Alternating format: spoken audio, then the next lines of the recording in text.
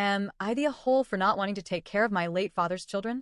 Throw away since my family knows my main account. English is not my first language, so I apologize for any mistakes in this post. I, 45F, am the oldest of three siblings, followed by my two brothers, 43M and 41M, and we recently lost our father at 65 years old.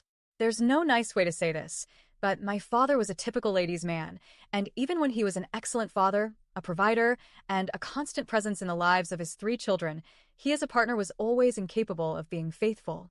He was married to my mother for 20 years before they divorced. My mother was his only wife, and my two brothers and I are the product of this marriage. Our father used to be a wealthy businessman, and while that was good for us to have a good life, studies, travel, luxuries, etc., it also made him much more attractive to women, especially younger ones. This is how, at 59, he got a 20-year-old woman pregnant. 6 months later, he got a 23-year-old woman pregnant, and a year later, he got another 22-year-old woman pregnant, leaving at the time of his death 3 minors, ages 5, 4, and 3. Eventually, wasting his money on women cost our father dearly, as he was left with nothing, no home, no car, and his retirement money was to be given to the 3 young children he now had to care for. Despite receiving his retirement pension month by month and giving it all to these children, he also did all kinds of jobs to have more money for them since his retirement pension was extremely low, especially since he had to divide it among 3 children, and it didn't even cover half of each of their basic needs. It's important to emphasize that neither my siblings nor I know these children and have no interest in ever meeting them or their respective mothers. My brothers and I are professionals, and all 3 of us are also married to professionals, so we're doing quite well financially. So when things got tough for our father, my brothers and I rented a house so he could live there peacefully. We paid for everything, from groceries to utilities, plus a monthly allowance for personal expenses. In January, we unfortunately lost him due to a sudden heart attack. Once the mourning period was over, we moved all his things out of the house we were renting. He lived alone, since the owner needed it.